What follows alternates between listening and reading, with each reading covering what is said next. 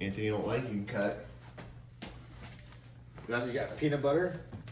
That is peanut butter. That is peanut butter. Because that's what happens when you bring your 7-year-old daughter to work with you. Yep. She's like, I have peanut butter, and what can I put on that you can't get out? That's it. Peanut butter. Yep. That's peanut butter. Yep. I was looking at the what do you call it when you change the, I can't think of it, a thermostat, and there's peanut butter all over. I'm like, did you touch this? No.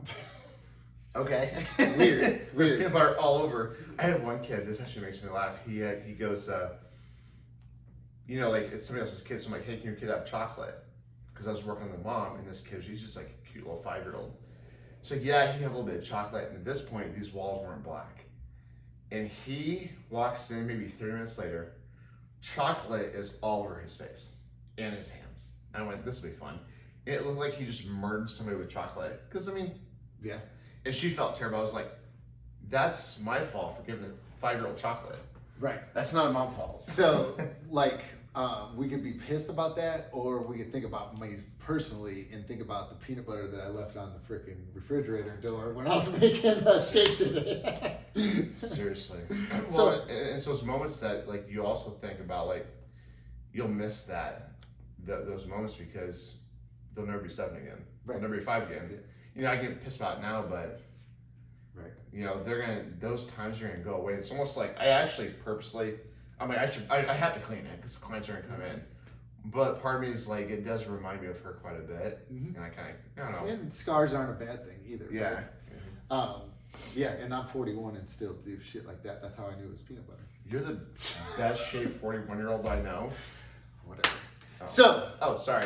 We're back. Spartan Lifestyle. So, I've always wanted to do a podcast, and I thought earlier this week, I texted Ryan and I said, hey, you want to do an interview? I don't have podcast equipment, but I got this nice iPhone, and thought, hey, and I actually didn't know what the format was going to be until the drive over here, and I said, this motherfucker right here embodies the Spartan Lifestyle. So what is the Spartan Lifestyle? Training to get better, both physically and mentally on a daily basis. Can we agree on that? Nice. Right? Family, community, loving people up wherever they're at, right? We're all citizens. We're all in this fight together. We're human race, right? The famous human race. And not as scared to take risks. Entrepreneur, self-built entrepreneur, done a lot of things, right? We've both been through quite a few changes in our entrepreneurship, in the way that we approached it. We both have talked on numerous occasions about some of the struggles, some of the very good things that we've enjoyed about it, but it's always changing, right? And that's kind of the Spartan lifestyle. So this is Ryan Esdohr, the best manual therapist. How do you classify I just go with yourself? that, honestly, because it's so tricky. Because if you go like, what do I do? It's I just go with manual therapist, or I'll say sports therapist, because I want people to know, like, when you come in, like, it's not a passive process. You will have to work. Right. And that's if that's not in your idea, Right. it's just not going to work. And I don't think he can approve that he's part of the Spartan lifestyle other by that statement alone. Yeah. Like, I mean, that statement alone, Yeah. You're going to put in the work, right? You're going to put in the 100%. work in a lot of different ways, right? So how did we met through a mutual friend, Jocelyn. Through When I came back from Atlanta, Go Ruck, and she said, you gotta check this spot out. And I came back, and it's so funny, like I fluctuate in and out of shape. The extremes of massive, like, Go Ruck stuff, which will be, you know, just put on massive miles with the backpack on, to then not, and then back on and off. And I remember she was like, I was like, I gotta get, you know, I was doing a bunch of yoga, but yoga, you can still be fat. You can be fat doing anything. And you can also still have, like, terrible, like, aerobic capacity. And I was like, I gotta do something. And she was like, I think you would really dig this guy, Nick, at Spartan. And I went there and I was like, this is dope. And it was awesome. Yeah. It was awesome. So we met through a mutual friend. We did a Go 8 Ruck. years ago. Our Our kids were babies, and now they're like 8 years. Yeah, sassy little, like, TikTok kids. It would have been 2012. We did Go Ruck Challenge, the first Go Ruck Challenge in Des Moines. We had 30 of us that trained together, and we've trained hard every Saturday morning. we trained hard. Like we were actually going to boot camp, but stairs. I mean, and also it was early too. It was like I think our meet point was pre 5 o'clock. 5 o'clock on Saturday mornings. Yeah, on Saturday morning. Yeah, our meet point was early as hell. Yes. So we did that. We did 2 Tough Mudders in a row, back to back. But you know what's so good because I'm like we're training hard. That first Tough Mudder we did, everybody's like cramping out, feeling terrible, and then by the time we did the last one, it was such a cakewalk because I think the first one really made us go like, oh, whatever we're training for, because I mean you're training to get strong. Yeah. You can do a lot of like that kind of, what you want to call it, hit or met kind of, it's more your wheelhouse than mine, but like we're doing high intensities training, but to put those miles on, really I feel like woke us up and go, oh, we have to do something different. Yep. And that's when, and then we did the last one to where we did one one day, and then we woke up back the next morning. Next morning, and it was not. I mean, honestly, not to be pretentious, it wasn't bad. It wasn't that hard. The second one, and I was massively hungover too because we were at a campfire. Yes. It was 2 different days though. One day, the first day was dry as a bone in Minnesota, hot as hell. Hot as hell. Next morning, it had rained all night. We were camping, rained all night. Next morning, we got up and everything was filled with water. Remember, we had those dry spots. Yep. The first day, and the next day it was like waist deep water, and it was cooler, much cooler. We ran it faster. We ran into Travis. We're like, Travis, let's go. What's up? We're fucking just running like crazy. Good times. Then you did selection. So tell us about selection. That was terrible. Well, it was terrible because like it's something I think about often because I thought I was prepared, and then you realize that you're just not, both mentally and physically. It's those gut check moments of like, I mean, I'm putting the miles on, I'm training hard, and yeah, that was a real sucker punch to the stomach because it's hard because if you're trained so hard for something and never be more certain that you're going to accomplish it and then not. Right. Like the doubt in my mind that I wasn't going to not finish it was 0. I mean, there just wasn't a doubt in my mind.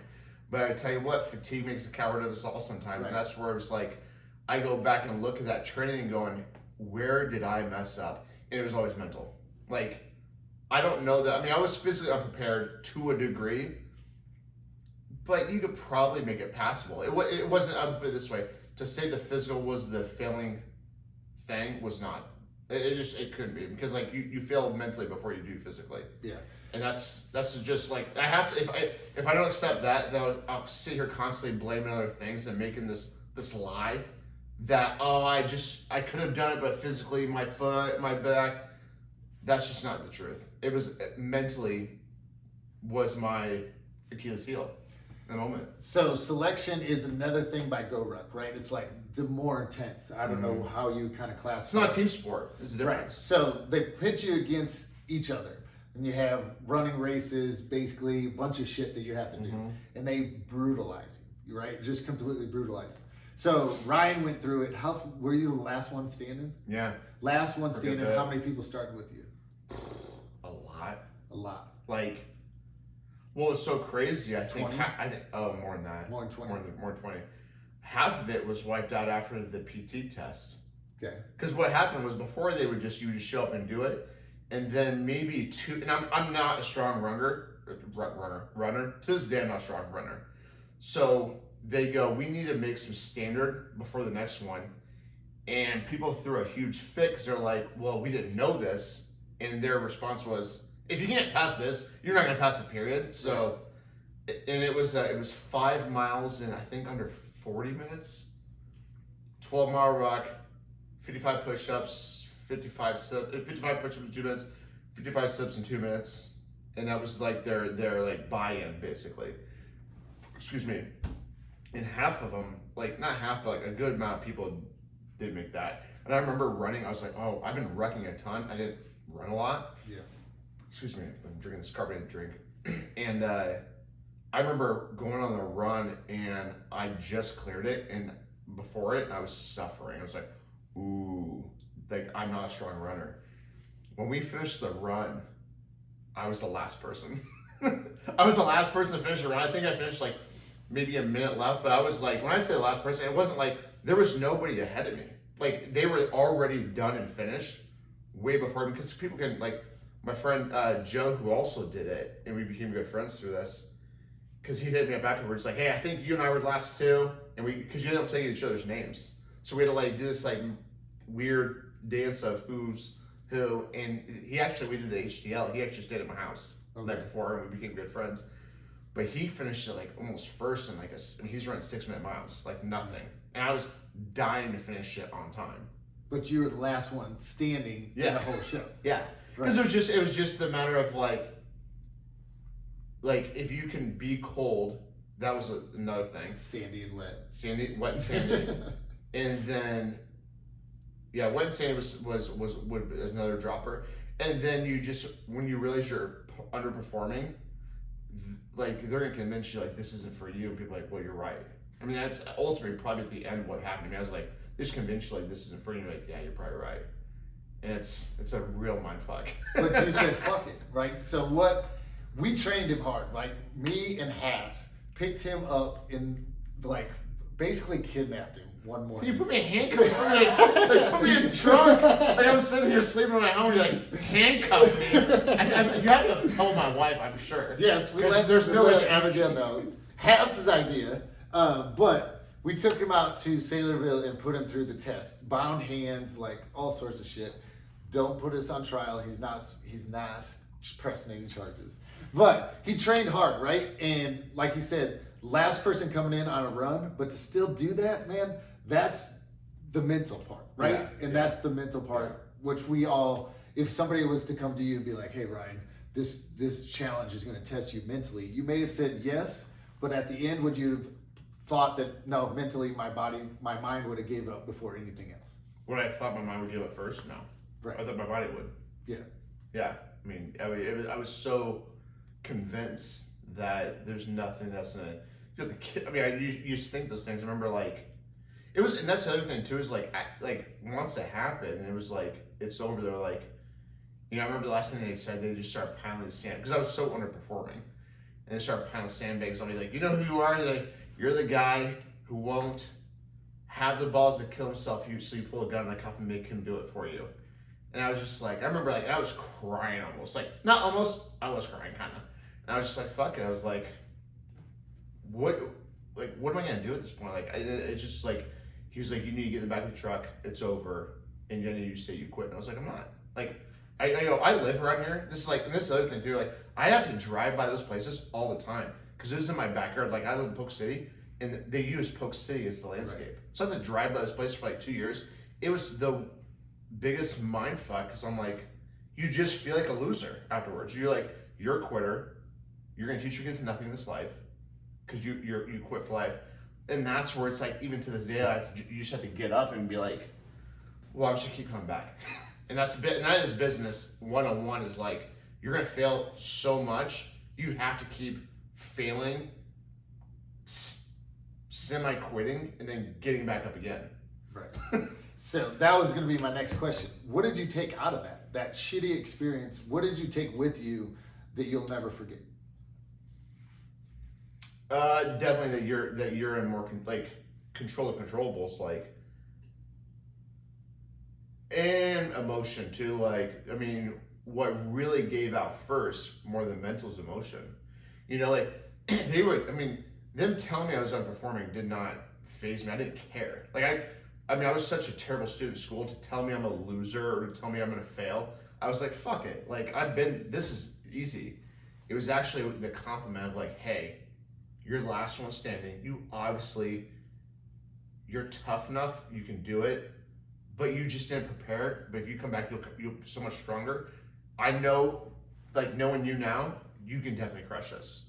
But today's not your day. So the compliment was like, okay. And then I hit the guy up afterwards, like, what do I need to train on? He's like, don't let him get in your head. Because that's the thing, is like, it may not be like telling somebody that they actually are doing good. Like, that was the mindfuck. Because I was like, that was the broken. It wasn't somebody insulting me or something terrible. I was like, oh, fuck you. That was motivation. I was like, they still don't know that I'm gonna be here when that sun comes up, because I know where it comes up at. I'm gonna be here and fuck them. But it was once they were like, hey, man to man, let me talk to you. Let me pull you aside for a second. Man to man. This isn't go rec stuff. This is like just me and you talking to me. That fucked me. And that's where it ended for it.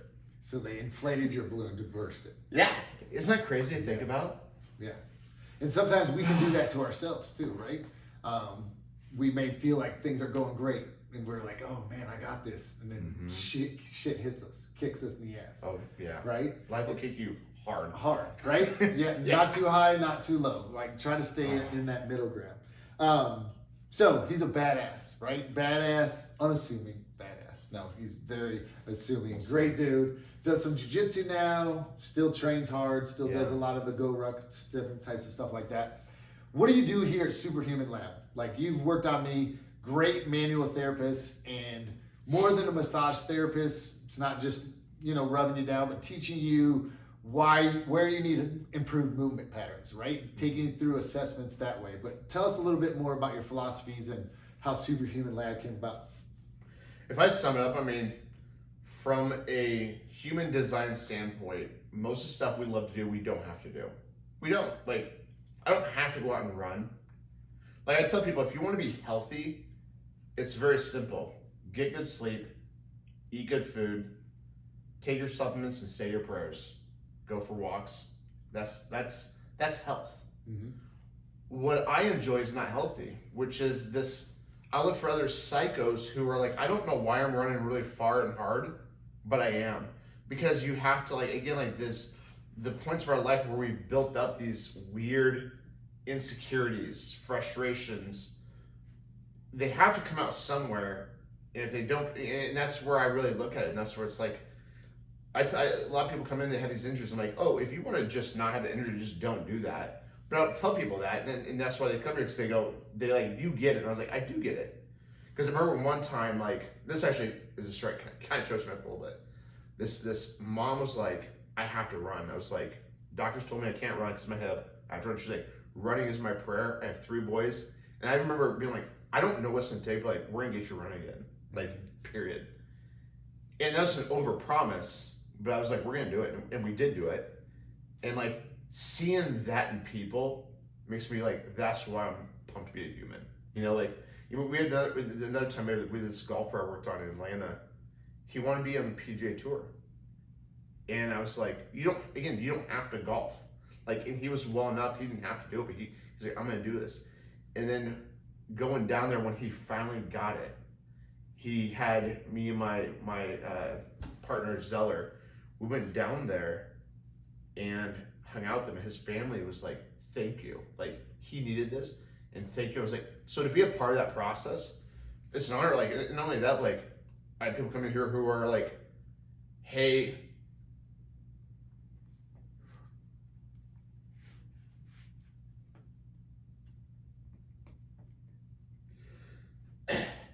going through cancer.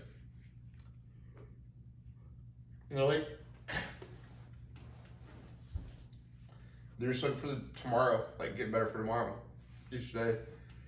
And so to be a part of that process, whether it's either one, is pretty good job. Yeah, it's a great job, right? And it's not always the physical that, the prayer, the mom that said that's her prayer. It's the physical that connects to her mind, her mental, that connects to her spirit, right? And it's the reason why it affects you like this. Yeah. Because you become more than a manual therapist, right? You become somebody that helps them see their spirituality, right? Yeah. And we get caught up as we get older. I'm 41. I just had a phone call with somebody, and she was like, when are you going to give that up? I'm like, never. There's people that are doing these competitions that I do, they're 80, 90 years old. Yeah. And well, your knees wouldn't hurt as bad. I was like, I don't give a shit. I kind of like the knee pain.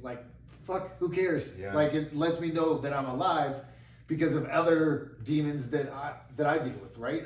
Addiction, right? This is my addiction now. That is a much better outlet than drinking. But you're exactly right? We see health, and health is very easy, but some of us like to live with a little bit of risk. It's so funny when there's something you said that made me think about. There's a mentor I had that said something. He's like, there's stages of life where you treat your body like a toy, a tool, or a temple. Mm-hmm. When you're a kid, you got the youth on your side. You throw that body around and it'll heal up, it'll change, and you're good to go. Mm-hmm. He's like, and then you become older, you use like as a tool, like it's literally probably making you money, or it's your vehicle to take care of people. He's like, and then you hit the point of a temple, and this is a point of fitness. I think it's interesting. Of like a temple is a point of like, you realize your body is a vehicle, but there is something beyond the physical realm, and we may identify it in different ways, but it's that connection point to why, like, again, like these psychotic things we do of running, lifting, you don't have to do it, but it's like there is something beyond the physical that tethers us to it. Mm-hmm. And it's what you could call spiritual or transcendental or something beyond our physical being. And that's interesting, I think. It is. And what I think is interesting for some of us, not everybody, but that physical activity takes care of neurological activities, neurological health, right? Absolutely. I saw that you've been listening to Huberman's, Dr. Huberman's, so right? Yep. And one of the ones that I listened to last week, he was talking about learning is actually improved after physical activity, right? And if we think about what we become when we become adults, we take recess away and we try to learn new things. We try to evolve and continue to get better. Mm-hmm. But if we don't have that physical activity, some of the neurological pathways are gonna go dead. Well, right? And they're gonna start to. It's maintain what we call maintain the meat. Like meat is hard material, so like your nervous system, like there's circuits and chemicals, but at the end of the day, there's the meat. And if I like go through all the research, and even Dr. Huberman talks about this. Huberman, actually I mispronounced his name. He talks about this as like movement is so conductive for being a human because it maintains the actual material.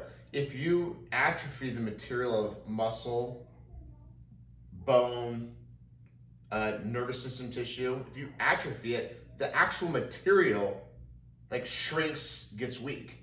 And so through movement, like even the small things, like even when you move your eyes in different directions, like things, it's maintaining the hard meat. Mm-hmm. That's why like, it was really interesting when I think about like cancer patients. I always tell people, I'm like, which is not my forte, but I've just been thrown into it a little bit. I'm like, maintain the meat. That's the mantra. Maintain the meat, because it's the only thing you can control. Mm-hmm. There's a lot outside of your control, and to try to control things outside of your control is like, I mean, that's the recipe for anxiety, right? Yeah. And fear, right? But what you can control is you can always maintain the meat. I tell people, which is the nervous system tissue, muscle tissue, bone, connective tissue, and so forth. And we can't separate those, right? We're one human being, right? They all operate together. Tell us a little bit about some of the people that you work with. So, what are some of your clientele? What do they look like? I work with some cutie. This guy. Lots of. I mean, I always like my whole background has always been athletes, and it's funny because a common thing I get people go, "I'm not an athlete." I'm like, "Well, tell me what you're doing. Are you training for a specific goal?" Right. Yes or no. If that's it, then that is an athletic approach. Because an athletic approach to rehab and recovery is, I have a goal, and I want to hit that. I always tell people, like, this actually is so funny. I was reading a book about a guy who owns restaurants, and he says, we take an athletic approach to business, which means we have a goal, and we look at strategy, and that's the approach. I'm like, so if we take an athletic approach to this game of recovery, you're an athlete.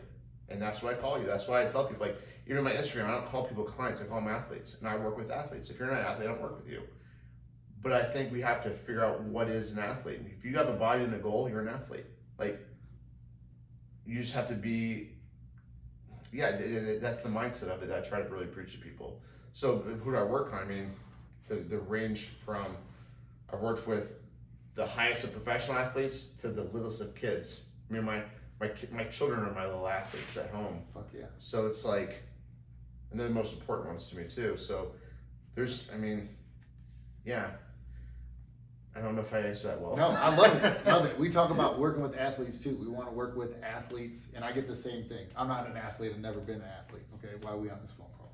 Right. You know? We don't. And this is what we're going to take to it. Athlete, we're going to be processed. We're going to be 1% every day. We're going to look at this as a systematic approach. If we're an athlete that builds a house, or we're an athlete that builds for the state wrestling tournament, we got to start with your basics, and then we'll add on as you get those basics. Let me check this real quick. Make sure that are you going? Yeah, we're going. Got a phone call. I want to make sure it didn't cut us out. Good shit. Mental mindset. So you work on injuries, people like that. You helped out Angie. You've helped out me when I was dealing with recovery, right? Manual therapist. We're talking about what people would call physical therapist, more of a massage therapist, physical therapist type of stuff. Where do you find that a person's mindset plays into their recovery? Oh, it's everything. I mean, the difference between getting the result and not getting the result is two things: the relationship that I have with the person and the mindset they have, and they're intertwining. Like, the people who get better fastest and get over like stuff that I'm like, ooh, this is like, I look at an MRI report, I'm like, this is gonna be. I always ask myself, is it humanly possible or not? Because if it's not, I'm not gonna. Then you're taking money from people. If it's possible, I tell them the truth. Like, this is gonna be an approach, and you and I are going to become best friends for the next 2 months. Meaning, you're gonna text me on Instagram. If I see your Instagram doing dumb shit, I'm gonna say something. Like, why are you snatching right now with that shoulder that can't snatch? And so it's the mindset and the mental. It's the deciding factor, because the body's not like physically. If you take the spirit of the human out, it's not that. We all have bones. We all have connective tissue. Few variables, but not that special. Probably potential, right? Overall capacity, potential. The mental capacity is the most important thing, right? Hands down. So, what are some of the things that, this athlete's going to be successful because they have this type of mindset? Crisis. I have to get better. And crisis is subjective. It's contextual. Like, what's your crisis? Crisis could be, I have to play on Saturday, or I have to play on Sunday. That was, working with athletes, it was, I'm playing Sunday, period. And so I got paid to make sure you played on Sunday. Make sure you're not on the bench. That was a crisis for that person. Crisis could be, again, like when I talk about cancer, it could be health. Like, I have to get better. Why? Because my life depends on it. Or my marriage depends on it, because if I don't do this, I know I'll be less than that. So the people who are in a crisis to get better. Strong and why, that's it. right? Strong why. Strong. Having that strong why. Yeah. So, how do they approach the rehabilitation? How do they approach it from a standpoint? Do they look at it, I'm going to do this and I'll be done with it in 2 months? This is going to be something that has to be a part of my life. What would be your suggestion? Say I'm coming to you with a knee injury and, the pain's gone. What are your suggestions? Well, I think the way we look at failure, like, you have to fail to get better. And it sounds like rah, but from a strength coach standpoint, you have to push the body to a point to get an adaptation. Adaptation is a change that you want. So you're training, you're dieting or eating nutritionally to push your body towards a adaptation. And so, what was the question again? Because I have to. No, I hear what you're saying. So what I've noticed working with athletes is the pain's gone. I'm done with the rehab. Well, if you don't build a more robust system, you're going to be in pain again. You have to build a more robust system. You constantly. When a strength coach says, I think Khalid says that I love. He goes, the body's inherently lazy, and you have to pour a cold bucket of stress on top of it to make it continually change. So we have to constantly stress the body in different systems.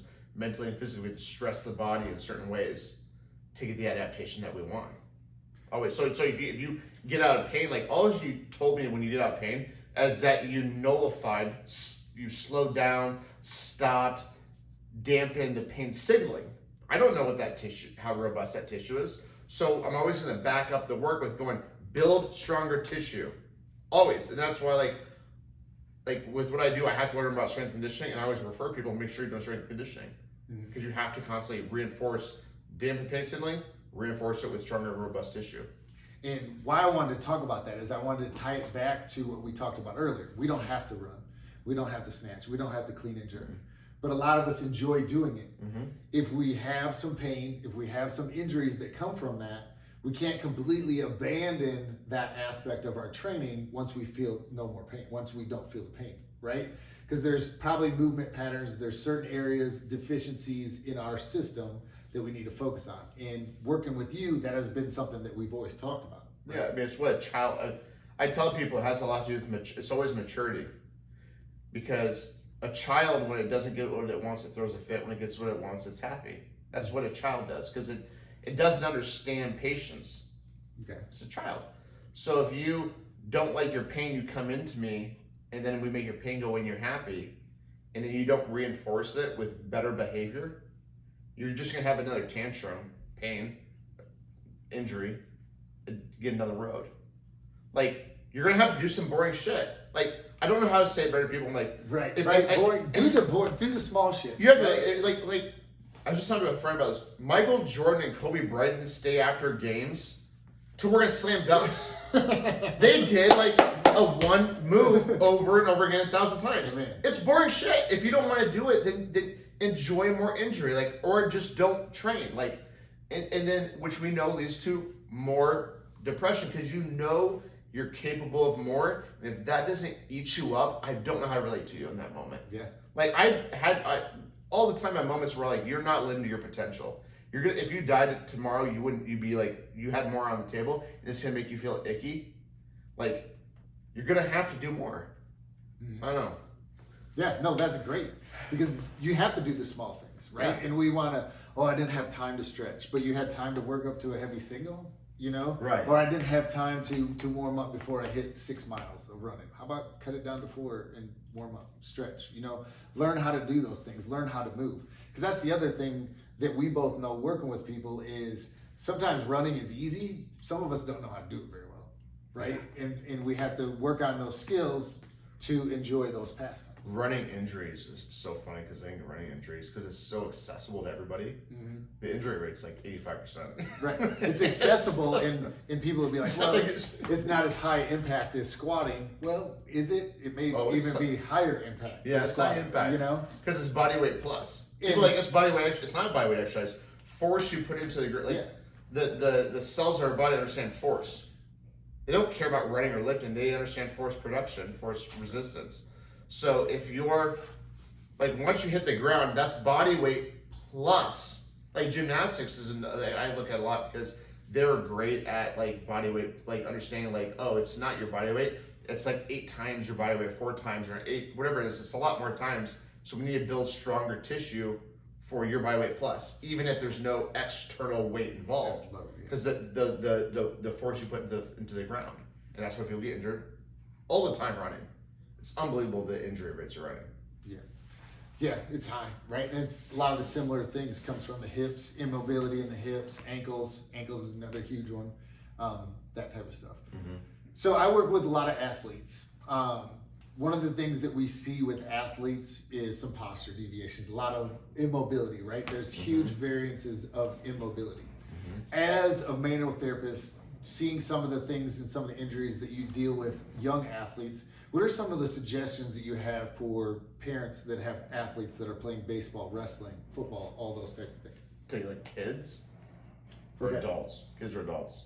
Kids, they like our kids. What were some of the suggestions, if you're going to tell me what were some of the things that I should make sure that Addison understands going into athletics from an injury prevention standpoint? This one's hard for me because I catch myself doing it. If my kids are moving, I try not to punish them for moving. It's hard to do. Be like, get your feet off the couch and do these things. But they're, their feet are on it, but they're doing like a handstand, this sort of thing. I try to encourage movement. I think movement variability is hugely important, because you're not stressing the same lines of tension. I mean, sports injury, all it means is it's repetitive stress. You're constantly stressing the body in one direction. You grease it's this dance between grease the groove, which means do it enough to where you get skilled at it, good at it, be the best at it, but then there's a point where you do it any more, like 1 rep more. Now you've actually creating like the other side of the bell curve, which is tearing tissue down. Mm-hmm. And so it's a real dance. So the things we always try to combat with is movement variability. Yeah. You know, so I'd say movement variability is probably like, especially for kids, you know, like I had people do some like joint-based stuff. And that's because I'm trying to do the bare minimum for you as an adult. But for kids, like they just need they don't need a lot of rules. Right. They need movement variability is probably number one, I would say. And I think for me, that is what scares me about some of the sports, specifically two that I work a lot with is baseball and baseball and swimming, right? Well, and it's also, you got to realize this as a kid, this organism is also developing. So if you drive in too much, you're going to ruin, like a lot of athletes are ruined before they reach high school mentally and physically. And again, like, it's hard because I'm not part of this like coddled culture of like, you know, tell them they're good. I think you need to be honest love your kids, be honest with them, and push them to their greatest potential. But I think we need to do that for ourselves. 100%. 100%, right? 100%. Our kids shouldn't be no different than what we expect out of ourselves. Yeah. But then there's that thing of like, if you pitch a kid that much, like you're gonna wreck him. Like you're gonna actually literally ruin his shoulder. Like as the growth plates and the spacing of his shoulders developing, and you make him throw that fast all the time, you're gonna wreck him. Like, do you really care if he wins the game at 12? Probably. You're gonna have to, as a parent, emotionally control yourself and go, it doesn't matter right now. Like Wayne Gretzky has a really interesting. This is a really fascinating story. So Wayne Gretzky grew up in part of Canada, where they had like the first travel team, which means that we're gonna find the best athletes in this province of Canada. And we're going to train hockey all the time. And it was a big thing, but you had to be able to pay for it. And his family couldn't afford it, so they didn't do it. And the neighborhood team beat the shit out of that team because, like he said, once the ice froze, guess what we did? We threw down our sticks and picked up a baseball glove. Once it started getting too cold, we threw down a baseball glove. That's movement variability. Yep. You know, you to make a good athlete, you need a strong base, which we call GPP. Mm-hmm. Right? General physical preparedness. Like you need a good base as a child, which again is movement variability. Not only just for the actual physicality, but it's difference in decision making, distance, eye movement. It's so complex that I don't even think I truly understand it. You know, you're building in neurocircuits in a way that like it's so much more complex. I don't think I could get, except for the result that'll like us no longer having 3 sport athletes is a real unfortunate thing. Yes, and I think when we work with athletes, when I work with athletes, I've worked with some triathletes, some baseball players, and a couple of triathletes that are in junior Olympic programs. Number one thing that we talked about when we got him started was he needs to be a better athlete. He's not big enough or strong enough to compete with people his age. It wasn't about his swimming, his running, or his biking. It was about athleticism, right? He's just not athletic enough. Another kid that we just worked with, super athletic, not a ton of wrestling experience, placed 4th at the state tournament. You know, which in Iowa, that's so difficult. Right. Like if you're going to state in Iowa, you're a fucking stud. And I think that plays a role for most of us as adults, right? As we get into I run. Well, you should probably do some squatting, some lunging, some different types of stuff like that. Have some variants of movement in your program as well. Yeah, absolutely. Yeah, especially for adults, I think we get I want to do this thing. It's like there's so many other areas which we could be moving the stick with it. Like we just need a constant raise. Like you want the tide to like the water raise in all areas, right? Not just one, because again, what happens? It's you see that's the unfortunate thing is I deal with a lot of adults, and they usually are picked up something like a marathon. Just use for example. It has more to do with the first layer is they want to get in shape, so they don't like the way they look in a mirror. Because what does shape mean? First, for most adults, it's aesthetic first. Right. Let's be honest. Yep. So they don't like the way it looks, then they don't like the way it feels, and then they don't like the productivity that, you know, the habits in which they're accumulating that makes them feel shitty. So they do a marathon. So you do a marathon, and you complete, let's say you feel a 10. Like, because you remember where you were and now you know where you are, you feel at 10. then you get injured, you can't do anymore, and now you're back to zero. That's the biggest thing I try to get adults to avoid is like, as a person who is an extremist, I'm this or that, like from a personality standpoint. I do not do moderation. Not that it's not possible, I just don't enjoy it, I'm not interested. And so realizing like you have to find a way to pull yourself, like that's what we do as coaches, we pull the reins on people going, hey, I know you can do 10 miles tomorrow. If you do 10 miles on that shitty knee or ankle, next week you do 0. I know you can, so you have to have confidence in yourself as an athlete that you can, but you won't, is the difference, because we're building towards a bigger goal of longevity. Yeah. I mean, this is an endurance race, not a sprint. Yeah. And I think one thing that I thought about when you said that is, yes, most adults are aesthetic. First, you know, what are the society norms and whatever, most of us probably should look inside to figure out why that's so important to us, you know, and go back to a stronger why. But when we are working with athletes that want to do things like marathon, I think it's important for us as coaches and as part of their team to say, hey, this marathon isn't always going to make you healthy, right? There may be a slight dichotomy, or if that's the right word, Yeah, it is. between marathon and health. Now, if you like to perform and you want to do this marathon, think about it from an athlete. We better make sure that this system that you're going to be running and performing on is proper. So when you're doing your ankle flexibility and your hip flexor flexibility, that's just as much as you running those 10 miles. Yeah, because it's intensity. Right. Right? You don't like the intensity. We Right. always pick the stuff we like. Yeah, exactly. Like, I do mobility stuff, which means I make sure that your tissues have proper length on both, like length stretch, but length shorten, and that you make it strong. I don't enjoy doing it. I wish I did. I do not enjoy doing it. I like doing jujitsu. That's dynamic. It's fun. It has more risk and reward. That's fun.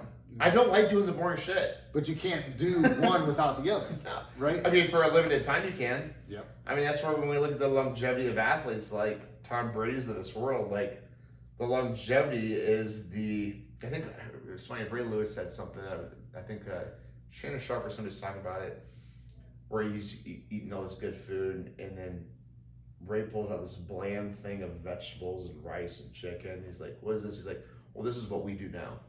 He's like, this ain't about flavor. This is about performance and winning. Yeah.